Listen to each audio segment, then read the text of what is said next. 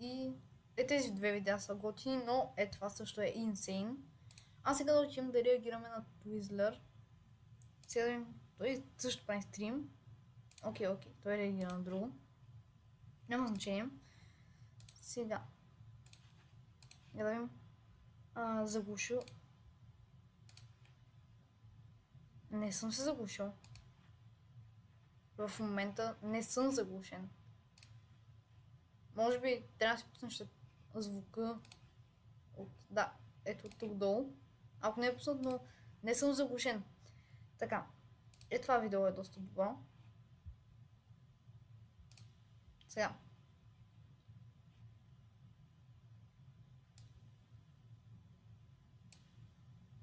Вашето видео който стига върхът на Ютубър, който стига върхът своята YouTube кариера. Точно така. И тук става въпрос за Динамиксо, като даже и Динамиксо му е реактнал на клипа. Правейки видеа относно една от най-успешните игри в света – Fortnite. Той в момента е с над 30 000 абоната в YouTube. В момента е поспрял да качва видеа, но е по-активен във втория си канал. Дами и господа, представям ви кариерата на Динамиксо. Според мен той си обработва доста добре видеята. Обработва си доста добре видеята, тъй като... Да, обработва си ги добре, защото и Динамиксо му реагира. И той също каза, че ги обработва добре. И да. Момче, който знае как се правят видеа в YouTube. И всички ще го запомним само и единствено с добро. Да, между другото, не знам дали гледате Динамиксо, но според мен Динамиксо е доста голяма легенда за български YouTube, а и не само. Цветан Георгиев. Всеки Даже му открил истинското име, но това е може би заради заради Инстаграм. Е български YouTube контент креатор от Велинград. Както всички нас, ютубърите, и той е започнал като по-малък, което ни навежда на мисълта, че първите му видеа не са били особено професионални. Първото му публично видео в главния му канал Динамиксо е на 24 март 2019 година, като там той представя улесненият живот под формата на скетч. Да, между другото, Динамиксо първите му видеа са такива скетчове, но иначе смятам, че добре обработката. Искам и аз да започна да правя такава хубава обработка, но ще видим. Ядем стрима му. Между другото, той реагира на лицето.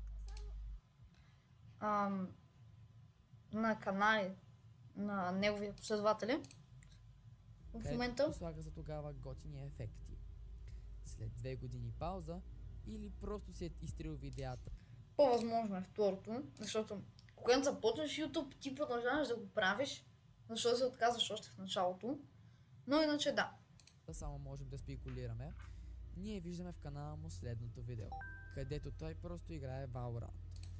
Valorant тогава не беше чак толкова популярна игра, но иначе Fortnite беше популярно през това време. И той, нали, заради това почна и Fortnite. Видеото му прави 13 000 гледания. 13 000 гледания, за тогава е било добре. Реално, и като си малък ютубър на всичкото отгоре. И мисля, че за тогава е било доста добре. Предсказах го, добре. Стигаме и до по-интересната част от YouTube живота на Цецо, а именно старта на Fortnite видеята. Това, което и аз казах, че той стартира Fortnite видеа. Но, да. Което го прави наистина известен и това, с което го познаваме и помня. Окей, той също използва такива диаграми, така да го кажа. Но това е доста добър ефект. Първото му публично Fortnite видео е ето това. И какво става, хора? Днес ще съм ви приготвил един по-специален клип, а именно на Fortnite. Защо? Това е когато той си купува компютъра. Защото излезна новият сезон. За вас няма да е много специален, тъй като клипът ще бъде качен 2-3 дни по-късно, след като е излезнал, така че да. Но за мен е специален в момента и пак ще... Като цяло, да. Наистина това е доста яко. През това време е било яко да играеш игри, но в момента трудно ще успееш да правиш игри. Гледате моята реакция на самият сезон. Няма да играя, тъй като клипът ще стане много дълъг и ще направим едно подробно ревю на самият Battle Pass. Ще видим трейлер. Значи той тук разглежда Battle Pass-а, което е окей. Защо нямаш толкова време стримове? Не знам. Със сигурност. Окей. Лоби всичко, така че да. Там той прави просто шоукейс за тогавашния нов сезон на Fortnite, Chapter 2, сезон 7. Качено на датата 14 юни 2021 година.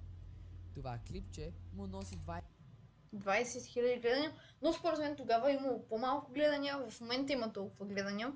26 000 гледания и той вижда, че това е разковничето за YouTube през 2021 година. Плюс това е COVID, природа, така че може да се качва спокойно видеа, защото тогава беше най-лесно. Наистина, когато беше COVID, всички седяха на компютрите и просто седяха и гледаха видеа. Да се стане контент креатор. Защото знаем, че всички си бяхме карантинирани и нямаше какво да правим. А просто си цъкаме на компютъра, PlayStation или някаква друга конзола. Това, което казах и аз, но да. Той продължава с още няколко видеа, докато не кача следното видео. Между другото, хора, който от вас играе в Fortnite, може да използва моя Support Creator код, а именно Stereo в едно, но не знам дали играете в Fortnite, само ви го казвам. I feel aimbot in my bones. Това видео е качено на 27 юли 2000. Това е доста добър транзишън, като зум в очилата му. Това видео е качено на 27 Това е доста добър транзишън. юли 2021 година. Мале колко бързо минава времето. Така е, времето минава супер бързо.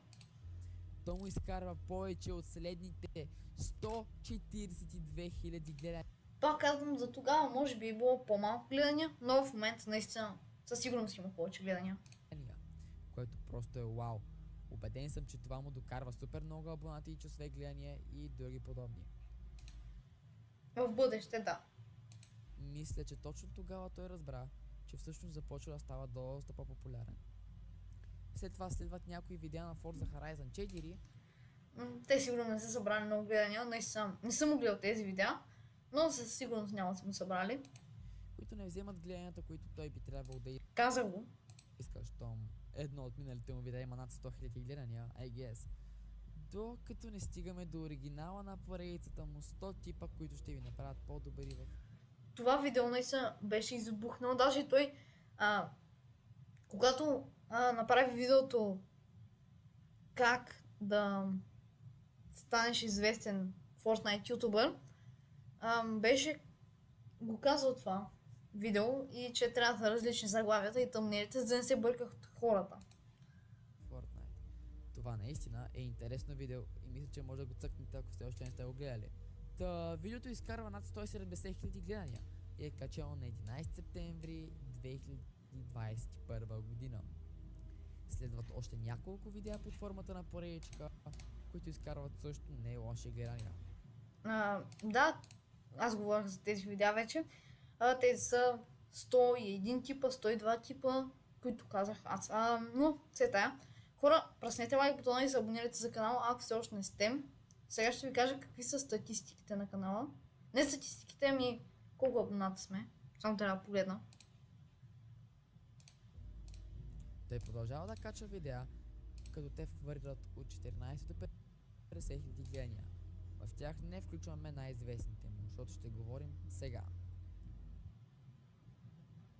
Точно в момента на екраните си ви ще видите най-известните му видеа, които абсолютно заслужават гледанията си. Наистина така. Следващото видео, което ще коментираме, е най-гледаното му, а именно първият българин достигнал 200 краун уина. Заглавие. Всъщност, най-популярното му видео. Чакайте, трябва да проверя това. Така.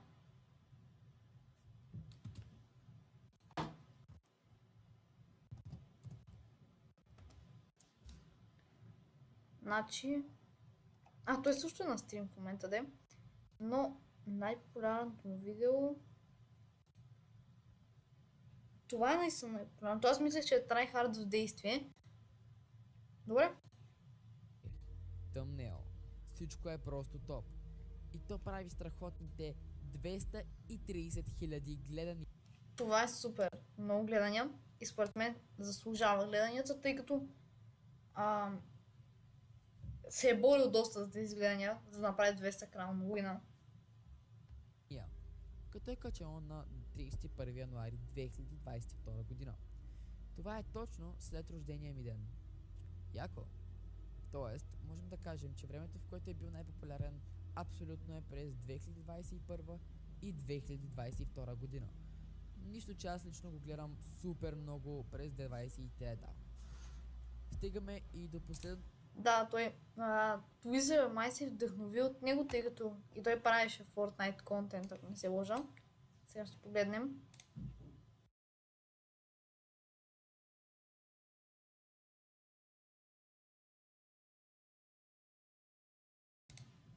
Така, значи тези документации, които е направил. Не, всъщност играе Minecraft. Ето Fortnite. Окей, играе и Fortnite и Minecraft.